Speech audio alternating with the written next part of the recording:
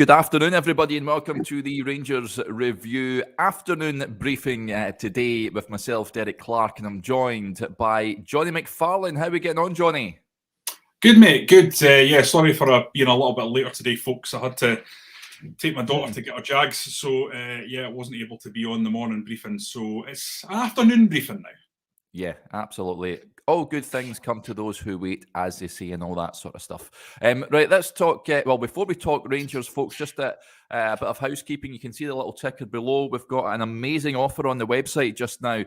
You can get 4 months worth of content. Yes, 4 months for just £1. We're practically giving it away. Or you can take advantage of our annual subscription. Loads of you doing that.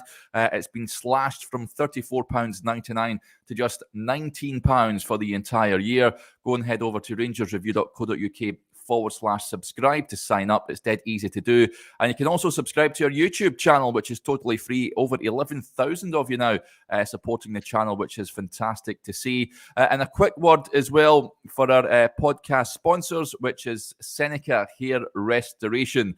You know the drill by now. If you want to reinvigorate the top of your head, these are the guys to go to. They are the #1 hair transplant corporation in Europe due to its elite hair restoration services and innovation techniques. They are the #1 folks, and the links to their website and social media channels are in the description box as well. So do go check them out. Right, let's talk Rangers, Jonny, because there's plenty to talk about. Of course, Todd Cantwell is signed in the dotted line and was unveiled to ourselves and the assembled press yesterday at Ibrox. I thought he spoke very well, I've got to say. He's a confident young man, of course.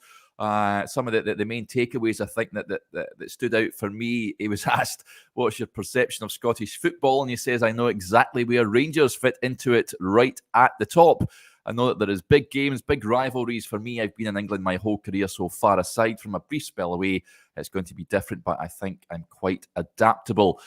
He also talked about the last couple of years. Of course, he has sort of faded away from that player that burst on the scene at Carrow Road. He was linked with big money moves to a number of sides in England, and the last couple of seasons, it's not gone his way. And he was asked about that. He says, as a footballer, things aren't always going to go well for you. I think my career started in a very promising and satisfying way.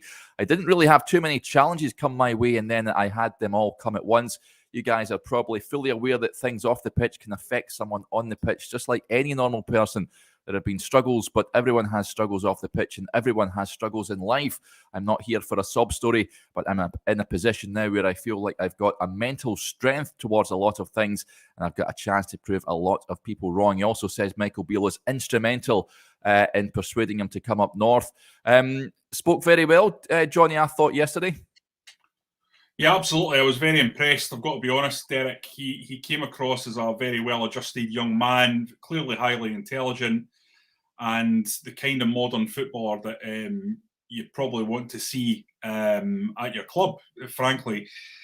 Listen, I think this is a great signing, Derek. I'm really excited about it because he's someone that only a short period of time ago was being talked about as a really, really exciting talent, someone that had the potential to go really far and be a potential talent that would reach the top 6 in English football. I mean, no less than Chris Sutton, of all people, was saying this. So it'd be interesting to see if he tries to delete any of these comments again or anything like that. But he was certainly bigging up Cantwell. And, you know, the thing is, it's not just pundits. It's not just an opinion. I mean, Cantwell actually did it on the pitch. And this is a tangible, Derek, because you list off the teams that he scored against. It's all the big names in English football, Manchester City.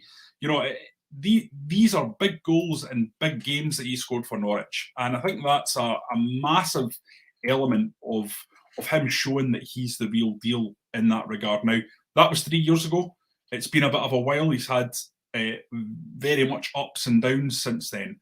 But even a cursory look at what he's capable of, if you go through StatsBomb or Wisecout and have a look at his underlying data and have a look at the video of him, what you see is you've got a player who's got an immense first touch, really, really quick feet, reasonably quick, can slalom past players. So you look at Norwich and the way they've been a kind of yo-yo club, Derek, and the way they've struggled under different managers. You think coming to Rangers is kind of perfect for this lad, because it's going to be in a ball-dominant team. He's going to have less defensive responsibility. It's going to be about his creative quality in the final third. He's going to be off the leash almost, in a sense. And that means he's as Cliff Renfrew is saying in the comments there, he's a risk worth taking. And there's no doubt, like, listen, there's an element of risk. He can come here, and just like he did when he went to Bournemouth, didn't really work. That could happen here at Rangers.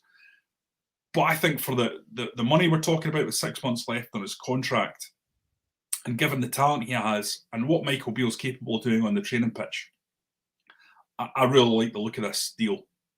Yeah, I agree. I think it's a cracking move for Rangers and the player himself. Also, lots of comments coming in. Alan says Sutton did delete that tweet. Shock horror. No surprise there. Martin McDonald says excited about Cantwell. If he can get back to his best, he was a fantastic player only 18 months ago. Yet linked with big money moves, and I'm talking a substantial amount of money that Rangers can only dream of spending. So if they can get him back to anywhere near his best, and they've certainly won a watch. Just talking about the big draw that he said, working with Michael Beale, he says it really was massive. When I say it's probably the biggest factor in me coming here, it would be that the manager has known me for a long time as well, which was important because he knows the type of person and type of player I've been for the last 4 or 5 years. He knew exactly what he was getting when he signed me. He's had a pretty short senior management time, but the amount of experience along his journey, and for me, being on the younger side of a footballer, it's impeccable for me to get this relationship going. And I think he can really get the best out of me, not only me, but the team as well. That's an interesting point, because he's right. Michael Beale is a baby in terms of being a manager, Johnny. But he certainly, he has this pull to attract players down south, players of the calibre of Todd Cantwell, when we had Steven Gerrard, and to an extent Giovanni van Bronckhorst, who were household names in the game. Michael Beale has never really played professional football. I don't think he was on the books of Charlton as a youngster, but this is interesting, isn't it? It is a big draw for young players to come and work with this highly rated coach. Yeah, and there's more to it than that, Derek. It's the package. Of course, Michael Beale's part of it, but Rangers, how would I put this? Rangers levels in England have probably never been higher, or certainly not since the 90s. You look at what was achieved in Europa League last year, and that is very much noticed, and not just the performances. Again, this wasn't a 2008 Rangers European final where they stuttered and stumbled their way into the final. This was Rangers at Ibrox with an incredible backing, putting together something that was mind-blowing. And people see the videos, they saw the social media stuff, and the perception of the club changes. Oh, this is Rangers back to where they should be. I think when you add that to the Michael Beale factor, it becomes an incredibly attractive proposition for a young player who's maybe lost his way, who's done the Premier League, who's done the Championship, who wants to do something different. And if you're an exceptionally talented ball player at the likes of Norwich or Bournemouth or one of these type of teams, of course there's going to be a massive attraction to coming up to Scotland, where you're in a Manchester City type team in comparison to the league, where you're always on the ball going forward. Now, what I would say to people is, this is a Celtic example, but I'm going to use it anyway because the first one that comes to mind. You've got Ryan Christie, who is dominant up here, scores loads of goals. You know, some people watching this will say they don't like Ryan Christie as a player, fair enough. But there's no doubt his goals and assists were very, very good when he was here in Scotland with Celtic. He goes down to Bournemouth. What has he done, Derek? I mean, has he set the header alight? Has he quoted? He's a cog in the machine down there. Exactly. He's just another player, and he might enjoy that for 6 months because it's very stressful being up here. I mean, I talked to Martin Waghorn about what it's like as an Old Firm player in the Goldfish Bowl in Glasgow. You can't really go out. If you go out, you've got to be careful. You know, people are coming up to you, etc., etc. But you go down there, and I think very, very quickly you realise that you know it's not the same. You're not going to be dominating the game, you're going to have to graft, and some attacking players don't necessarily like that, and you can kind of understand why. So if you've got a high technical skill set, you want to be able to use it. So for me, Cantwell looks like the perfect example of someone who can come up here and just get a completely new lease of life. Like I say, he's done. It's not like he's like desperate to get back to the Premier League. What he's wanting to do is get his game back to where it was and become happy again. I'm really looking forward to, like the Hebridean Bear is saying there, really looking forward to seeing him play and turn out for Rangers, because I think this is a guy who has the quality to make a difference. Yeah, it was an interesting point. I thought he said that he was asked about what was it from the conversation with the manager that made you believe you can get the best out of you. He says, I think for me, the type of player I am, it's really important I play in a possession-based team. It's really important that I play in almost a free-flowing type of attack, and here that fits a lot of possession, which gives me a lot of space to really go and create. In that sense, I shouldn't have too many excuses. He hasn't, with all respect to Norwich and Bournemouth, I know Norwich won the Championship a couple of times and he was there, but in the main, when they're in the Premier League, they're set up in that low block and play on the counter, whereas this is going to be a bit different for him, where Rangers will dominate most teams and you'll get a lot of the ball, Johnny.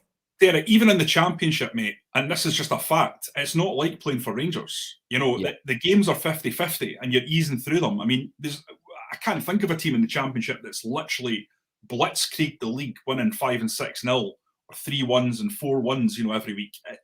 It's a tough graft. And there's rarely huge amounts in it, is there? Yeah. So I mean, I might be totally wrong. I didn't watch a lot of Norwich in the Championship that season when they came up. I mean, they'll have been a good team. But what I suppose I'm saying is I don't see it being about attacking every single game, you know. There'll have been a lot of games where Norwich would have had to have bolted the door and kind of hit on the brake, because there's huge teams in that Championship with very, very good players on all sides. You know, that the top 6 or 7 in the Championship is pretty good and pretty interchangeable with some of the teams in the bottom 4 or 5 in the Premier League. Yeah. To be fair, I think they were pretty good under Daniel Farke when they came up a couple of times, and I think they won the league on 2 occasions, and they did so convincingly. But certainly, you won't have experienced playing for Rangers, but the demands are different, and he's going to have tough and strong shoulders, that's for sure. And I think the Rangers fans will just need to be a little bit patient with him as well as he gets up to speed and used to Michael Beale's style of play. Stephen Gillespie gets in touch. Afternoon, Stephen. Does Cantwell start on Saturday? I asked Joshua this yesterday, Johnny. I would start him personally. I would just fling him in there at St Johnstone at home. Just start him. What's your opinion on that one? Yeah, I think probably he does start. To be honest, Michael Beale made a great play. The fact that if he was bringing someone in, he was bringing them in to start. Yes. That probably underlines the fact that he sees Cantwell as someone that can just go straight in there. How he fits him in with Tillman already in there, it'll be interesting to see. Will he be saying to John Lundstrom, right, you're the pivot, and I want Tillman and Cantwell in front? That would be very, very attacking. But that's probably what Rangers need at home. That's the kind of dominance, the kind of attacking venom that they'll need to rack up the kind of goal difference that will be essential if they're going to match Celtic game for game like they've been doing under Michael Beale today. Yeah, listen, he may start from the bench. He will be involved at some point, and there is no doubt about that. But yeah, very excited to see him in a Rangers jersey. Denzel gets in touch. This is an interesting point, incidentally. He says, thought he spoke very eloquent. My only concern would be that we seem to have a lot of players in the same 10-ish position. Cantwell, Hadji, Lawrence, Lowry, Tillman. Who stays? Who goes? Is a bit top heavy there, Johnny. I know Cantwell says he's interchangeable. He can play in a variety of positions. He would ideally like to play that number 10 role. Hadji, of course, also returning. We'll get an idea if he's going to feature at the weekend when we speak to Michael Beale at the end of the week. But it's a bit of a selection dilemma. Of course, Tom Lawrence is out for the foreseeable. But it's a selection dilemma. I think it's one that Michael Beale will welcome, though, to be honest. Yeah, and I think you look at that. Tom Lawrence, we know, is very, very. He's very adaptable. He can play in multiple positions. He can play left. He can play right. He can play through the middle. He can play at 10. He can play as an 8. So Tom Lawrence, I don't think really. I wouldn't class him into that bracket. I see him as more of an attacking, adaptable player. Alex Lowry has had injury issues. Has been in and out. we know Haji's just coming back and you don't want to rush him. So I don't foresee this being a big issue till maybe March or April, Denzel. Hopefully everyone remains fit. But I think long term, absolutely, you have to look at that. Personally, I think Alex Lowry, as good a player as he is and as much talent as he has, might be someone that would benefit from going out on loan, given the current situation in terms of the players that are undoubtedly in front of him. I don't think Alex Lowry's done enough to be ahead of Tillman. I don't think he'll be ahead of Cantwell. I would be surprised if he's ahead of Haji, given what Haji has already delivered when he's been playing. But I think Alex Lowry absolutely needs games and absolutely has the quality to have a future at Rangers. I don't think we should see a loan move as necessarily, the end of something. It can be the beginning of something as well. You saw what happened with Charlie Adam, for example, where he went out to St Mirren. Rangers need a player that goes out on loan and flowers and develops, because it's not happened in quite a long time. This is something that was said to me in the youth academy. They feel that themselves. They've had a lot of success in blooding players through the B team, but very little in terms of players going and grasping the opportunity when they go out to another club. And I think maybe Alex Lowry has the quality to do that. I'm not necessarily saying, Derek, that it should be Scotland. Alex Lowry might be the player to go to the Dutch league, for example. He might be the player to go to the Italian league. But somewhere we can go and get 45 games and then come back a year later and be ready to absolutely grasp the metal and become the main man at Rangers. I just worry that he's a guy that's going to get kind of pushed out a little bit because there's so many international class experienced guys in front of them. He has to kick the door down, and it's quite difficult if you don't have too many chances. I mean, you saw the quality he has in the game at the weekend.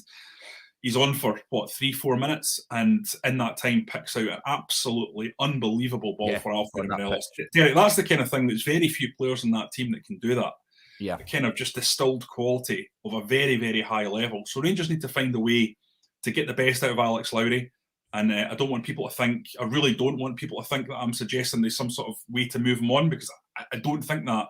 I'm just being practical about the options that are there. And what's the best way to get him minutes, because absolutely he needs minutes. So, I think it's an interesting one, Derek. I'm not sure that going on loan in this window is the right thing for Lowry, but maybe in the summer. We'll have to wait and see what Michael Beale thinks of it. It's clear that everyone at the club rates him, but it's whether or not they rate him enough that he can go in ahead of the quality that's already there, because it's now looking very strong indeed. Yeah, I would be inclined to send him out on loan this window, but Michael Beale has said that no one in the first team will be heading out the door on loan. GB says I think Lowry will start on Saturday. Wouldn't be surprised if he does, but certainly Michael Beale has a plethora of options in that attacking midfield position. Ross says, and Cantwell, just can't wait for that TikTok dance he does after scoring the winner in the cup final. Absolutely fantastic. I think we should all actually do that if that materialises. I might set that one out there. Leave that to you youngsters. Right, another player heavily linked to Rangers is Nicholas Raskin. Joe 90 says, Derek, do you have any inside track on Raskin? He means there. We spoke to the Belgian journalist, transfer expert yesterday, which was fantastic. Sasha Tavolieri came on, really good, gave us an update on how things are progressing with that. Now, it's reportedly at the moment Rangers, he's agreed terms and he's underwent a medical, and it's just about agreeing a fee with Standard Liège. They rate him at around £2.2 million. I believe Rangers pursuing a deal for around £900,000 with a sell-on clause attached. I would do urge you to go and check that video out, folks, because it's packed full of detail. Sasha is really good, gives us an idea of what we can expect from Raskin if he is to pitch up at Ibrox. He's certainly a player that I'd be excited to see, Johnny. He fits that bill, 21 years of age. That midfield sort of dynamo, loves a tackle apparently, and I think he would get up to speed with the physicality of the Scottish game. I'm all on board this Nicholas Raskin sort of train. Yeah, absolutely. I'm on board it with you. I've had I look at the player now. I think I called him diminutive the other day, and I've been getting slaughtered for it ever since. Because he's 5 foot. He's just under 5'10", so he's not diminutive at all. That was a load of nonsense. But he's certainly a player that will sit in that base of midfield and create by moving the ball forward quickly. Joshua would describe it as verticality, Derek. Passing the ball. Funny you should say that. Sasha did say that yesterday as well. He talked about that. So on the same page. No, it was a great piece that you did yesterday. I say piece, but it was actually a video. But it was really informative. I'd encourage anyone who's interested in hearing more about the lad Raskin to go and have a look at it. But it certainly seems from what we're hearing is that it's in good shape, that deal, and the player wants to come, and Rangers have agreed the contract. So it's about the fine details almost of getting the deal over the line for the next 6 months. But when you've agreed a contract with a player whose deal is up in the summer, you absolutely have the two aces in your hand in the poker game, because at the end of the day, it's a question of, is this worth paying to get this player in now? Either it is or it isn't. We saw Rangers going through exactly the same situation this time last year with John Souttar, Derek, and they just turned around and said to Hearts, no, we're not doing it. Actually, fundamentally, given what happened in terms of the injury, it might have been better, actually. They did pull the trigger on the 400 grand or whatever, given his checkered injury history this season. But, it's one of these where Rangers have got the aces, like I say, and Raskin's out the picture over there. So it's not like they've really got all that strong a hand. And I would imagine, even if it takes a little bit longer to get it finalised, it'll be sooner rather than later. I'm also confident about Whittaker coming in. Yes. If you get those three, Derek, I think you're essentially fixing the main problems in the squads, and it's all about then planning for the summer to decide who's in and who's out. Do you give Scott Arfield a new deal as an impact sub? I would personally. I'd keep him around the place as an impact sub, as a guy who's going to come in and maybe make 20 or 30 appearances over the course of a season. You've got to ask yourself, you want to keep Stephen Davis around? That depends on his recovery.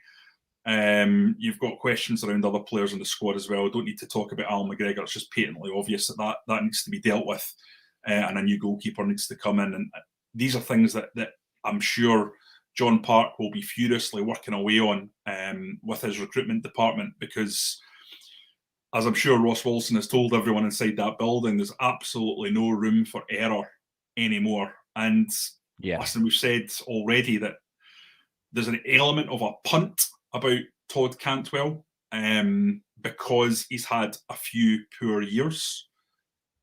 But I think there's enough positive to say that it's not really. There's an element of gamble in it, but I think it's a gamble where you're really liking your odds. Yeah. Mark Heights does say, so what's happening with the Morgan lad, Morgan Whittaker, of course, he's talking about. I believe that's similar, Johnny, where it's all about negotiating a reasonable price to bring the lad in. According to sources, he's very keen on coming to Ibrox. And it's like you say again, Johnny, watch that Europa League run. And Todd Cantwell did mention he got goosebumps watching Rangers in that Europa League final. That was the matches at Ibrox certainly streamed around the world, and you can understand why players are itching to play at Ibrox. And he's another one, Morgan Whittaker. So I think it's watch this space with regards to him and Nicholas Raskin at this moment in time.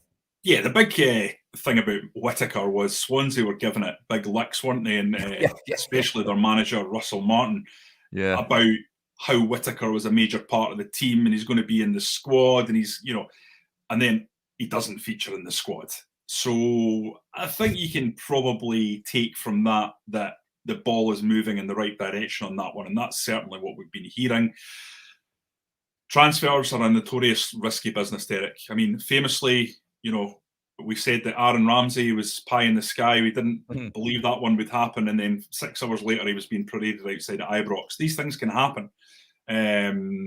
So you've just got to always say, when it comes to transfer business, anything can happen. Things can be looking one way at some point, and then it can all turn around. People can get fed up and say, right, no more of this, and that can often happen too. So we'll see how it pans out. But I certainly think if Rangers can address the right wing position, get Raskin in, they've addressed the central midfield position at that point.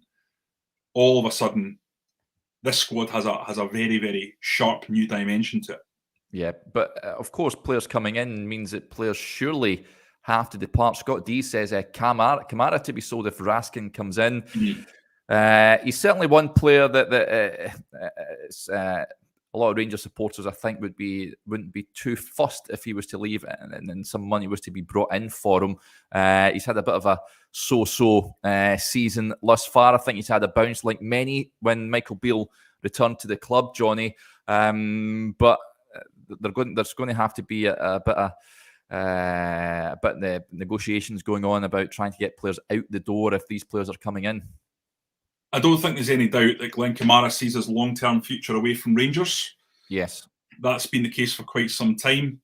Now, Michael Beale is someone who admires and respects Kamara, and I suspect that is mutual. However, I can't see Glenn Kamara changing his position on wanting to try something else. He's getting to that age as well, Derek. Is he 26, 27? Where he's a little bit older than you think. So he's coming to the prime stage of his career for if he gets a big move now. Yeah, 27. 27. So he's got, say he goes and gets a 3-year contract, he's got 2 big moves left in him, maybe 1.5 almost. So you can kind of understand why he would want to go away and make his fortune. Now, Glenn Kamara wasn't making much money at all up until he signed his new contract. He was on really low wages for a Rangers player. So he's not secured his future as a footballer. And I think it's understandable that he might want to go away and do that. Yeah. He's also a player that I like, Derek, but only for certain games. He's almost becoming a little bit, to me, like a Brahim Hemdani type, where if you're playing in Europe, you would want Glenn Kamara. If you're playing against Celtic, you would certainly want an informed Glenn Kamara. He's a lovely player to watch, isn't he? He's got great feet. Close control is fantastic. You give him the ball in tight spaces and he works it so well. But at the same time, I think Rangers, to match this Postecoglou team across the city, you kind of have to match their attacking threat. And Glenn Kamara's just not a threat going forward. I mean, he scores the odd goal. No one will ever forget that second goal against RB Leipzig. Gives me goosebumps just thinking about that moment, how incredible it was.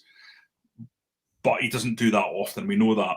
And if you could go and get 4 or 5 million from, I think that would be a good way to call time on a very successful Rangers career. And for the 50 grand fee that they paid Dundee, I think Dundee only got 20k of it or something like that. You'd have to say it's been an unbelievable business by Mark Allen and Steven Gerrard.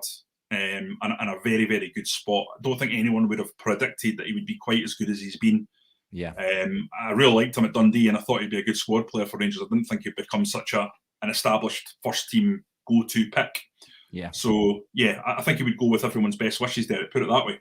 Yeah, Derek Grace is describing Kamara's season as so-so is very generous, Derek. Probably is, to be fair. Yeah, he's not been at his best. And Graham Brown says, what about a swap Kamara for a Rebo? Of course, not playing at Southampton.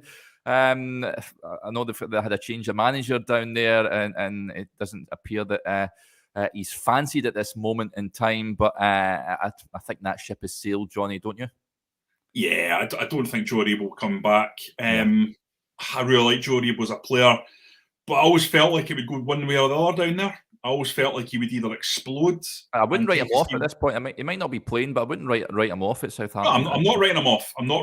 I think he's a good player, but I always felt like he would either explode or he would kind of become a squad player and be in and out, because he has all the tools to be fantastic. But it's whether or not he can put them together and whether or not he can find a position that he can make his own over the course of the next 7 years of his career or whatever. And I think that's crucial as well, because he's kind of become a utility man, hadn't he? Or certainly at Rangers, playing up front, playing left back, playing centre midfield, playing wide right. He was all over the pitch, and that's a testament to his talent. But is Southampton the right club? I think Aldo is right on that. There's a question mark there, really, really struggling. New manager comes in. Glenn Kamara, I'm sure, would do a good job down there, but I think Rangers would want to be getting money in if Glenn Kamara was was to be departing. Yeah. Money that they can reinvest in the squad. And we've already talked about the vast number of players that Rangers have in that number 10-ish position. I don't think Joe Aribo would be top of the list of getting in, although you can never say no to good players, can you? Yeah, Denzel says the Aribo train has stopped. We've all got off and gone home. Quite nicely put, Denzel. Now, as much as Rangers are being linked with midfielders, Morgan Whittaker, of course, is a forward. Cliff says, well, a number of comments coming in. Tim Sharp says, are we bringing enough goals into the squad? Michael Beale did touch on that in a press conference last week where he says he needs to bring in more goals to the side. And that leads me on to a couple of interesting comments that have come in here. I'll touch on firstly from Robert Crombie. He says, what do you think about the boy at Aberdeen, Duke? I think that's his name. Good player. Yeah, I think he's a decent player. Physical guy as well. Knows how to take care of himself on the football pitch. Skillful. Thought he was decent in that League Cup semi-final for a spell and then faded in the game. Would you be opposed to seeing him pitch up at Ibrox, Johnny? I think if we're talking about Scottish players, I think Duke's fine. A really, really good player at that level for Aberdeen. To me, the standout in their squad is Miovski. I think a really nice technical player who would take his game to a completely different level if he was at a better team. He's shown already he can find the back of the net in Scotland, and I thought his finish against Rangers was a sign of absolute class. If you look at the way he cushioned that ball into the net, it's a level of confidence you don't normally see at teams outside of Rangers and Celtic, because that looked like an easy finish, but only good players make those kind of finishes look easy. Players with less technical quality don't do that in that situation. There's a level of calmness you need, and that to me screams good player. However, here's the thing. See if Rangers are going to shop in Scotland, and they need to, because they need to have homegrown players in that squad. And that's another reason why, by the way, and I should have said this earlier, Alex Lowry might not go anywhere. Yeah. I think if you're talking about players in Scotland, Kevin Nisbet should be on that list, because I think they're talking about Hibs turning down a bid from Millwall of just over £1 million. They're looking for a bit more. If Rangers could get Kevin Nisbet for under £2 million, they should absolutely be pursuing that option. Alfredo Morelos, I think we all know, is going to go in the summer. And if he does, they need a player who can come in. And one thing I would say about Kevin Nisbet is he'll give you a lot more goals than Alfredo Morelos. Maybe not in Europe, but in the meat and drink of the Scottish Premiership, there's no doubt in my mind Kevin Nisbet will score 30 goals as a Rangers striker. So I would be making that a priority on the basis that you do need homegrown players, and he would fit that criteria. Is he better than Miovski? I'm not sure about that. Not sure, to be honest. I would have to really spend some time looking at the two players, working out their strengths and weaknesses. But I like Kevin Nisbet, especially at that price. When Rangers were looking at him previously, and I know Steven Gerrard quite liked him. It's an interesting one, that one, because I've talked to people at Rangers about that, and there's some people who say Gerrard really liked him, was pushing for him, and others say it's nonsense and that wasn't the case. So I'm different people have told me different things on that, but I think there was a level of interest previously. How serious it was or not, I'm not sure. But if you can get him for that price, surely that's a bit of a no-brainer, Derek. 1.75 million, £2 million. I mean, it's not a lot of money for a guy who can hit the net as prolifically as Nisbet can. The other one is Shankland, of course. Maybe Shankland's the best of the lot. I know these people whose football opinions I respect, who think that Shankland's kind of like maybe like a Gary McSwagan type. He's of a certain level and he won't go higher than that. But he's a Rangers fan, by all accounts. He is a terrific finisher, and you look at him at your United, scored 50 odd goals in the Championship. He then takes the move to Dundee United, just as good. He comes up, plays really well in a really bad team, doesn't score as many, but then goes to a better team in Hearts, and then really, really prolific. So he's one that I would say as well that Rangers should be looking at as a homegrown opportunity. And I suppose if you're looking at Miovski, if you're looking at Shankland, if you're looking at Nisbet, it's going to be about who's got the best link-up play, where you can get your best bang for your buck.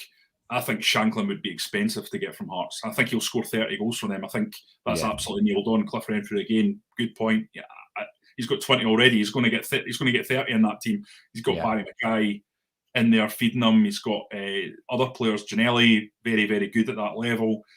There's quality throughout that Hearts forward line that will feed him. So, yeah, I think of all those players that are available, Kevin Nisbet would be the one that I'd probably go for, Derek. Don't know about you. Yeah. I'm not. I think it's much of a muchness. Ross says Shankland is definitely a Rangers fan. Was in the stadium next to me in Seville. So based on that, Shankland then that ages it for me. Listen, both strikers, both doing well. Nisbet's obviously in a really struggling Hibs side at the moment, whilst Hearts really flying under Robbie Nielsen. They really are doing the biz at the moment. But listen, it's an interesting one. That leads on to Charlie Hayden gets in touch. If you could take one player from another team in the Premiership other than Celtic, who would you take? I think those two would be the ones at the top of the list, Johnny, Nisbet and Shankland for me. Is there any others that you would be tempted to go for? No one else jumping out at me, Derek, right at this moment. I have to have a dig through the squads. I think there are good players throughout the league, and there's good young players that you would think about. Yeah. But Michael Beale said it himself, any young player from the Scottish League that may potentially be coming to Rangers, the first question they ask is, where am I going to play? And where am I going to play? And it's very, very difficult to come from a Premiership club and turn up at Rangers and just walk in to that side. I don't think there's any, to be honest, that would do that. So I'm thinking more in terms of adding to the squad. You know, I felt for a long time, and I know that this is a controversial one, and I know people don't like it, but, you know, I have to be true to my opinion, and it's just a fact. I always felt Lewis Ferguson could walk into the Rangers team and improve it. Certainly be someone who would add to the squad week in, week out.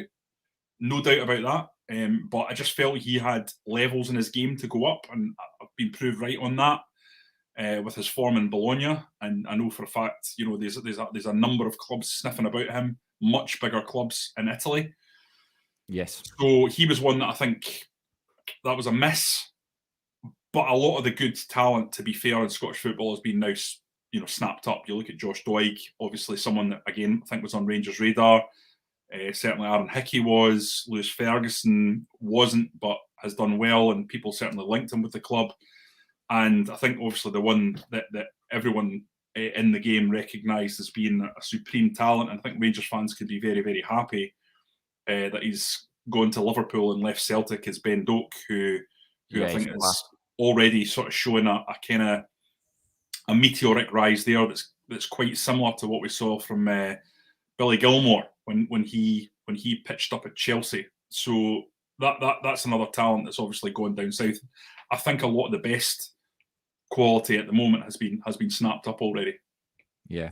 Lots of suggestions come in for possible players. I like this comment first from Jamie Hunter. Shankland was doing the bouncy on the bus, which escorted us to the city centre from the stadium in Leipzig. Allegedly. Yeah, allegedly, of course. Allegedly.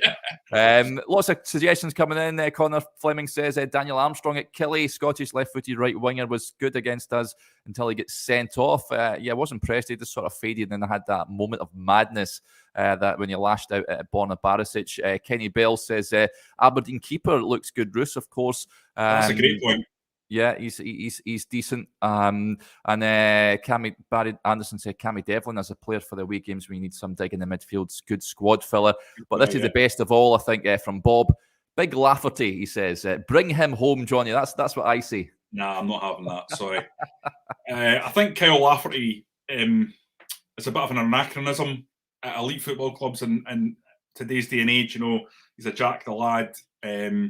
He's not a good trainer by all accounts, and I just think at Rangers, I think today's day and age, you can't get away with being one of these players who's like, "Don't worry, boss, I'll do it on the game day." Yeah. I just don't think that flies anymore, and we kind of saw that with his fallout with Steven Gerrard, or well, I don't know if it was a fallout, but certainly his fallout of favour with Steven Gerrard. But I mean, he's a great big player. Everyone knows that Kyle Lafferty on his day is a top class player. So, Yeah. But I don't think getting him back to Rangers at this stage is the right move. No, absolutely not. Ian Thompson says, Johnny must have had a full night's sleep last night, as he's spot on about the 3 players we missed. So, bit of praise there for your opinion there, Johnny. He's right. I was only up once last night, so that was not too bad. Excellent stuff. Right, folks, I think that'll do us there. Thanks to everyone for interacting with the show. As ever, it is greatly appreciated. Just a reminder of the offer we've got on the website just now. 2 fantastic deals. You can see the little ticker below. You can sign up for just £1 for 4 months worth of content. You really won't regret it. You'll find a raft of quality Rangers content on there. Or you can sign up to our annual subscription, which has been slashed from £34.99 to just £19. Go and head over to rangersreview.co.uk/subscribe for all the details. And as I mentioned earlier as well, you can subscribe to our YouTube channel. Over 11,000 of you now signing up. So thank you very much for doing that. Jimmy Duffy just popped a comment up there. We should sign Nike, Johnny. Good trainer. A good trainer. It certainly is. Super stuff. Right, that'll do us there, folks. If there's any signing developments, you'll be first to hear it on the site and on our social media channels. Make sure you're following us there. If I don't speak to you again, we'll speak to you again tomorrow morning. Enjoy the rest of your Wednesday. Bye.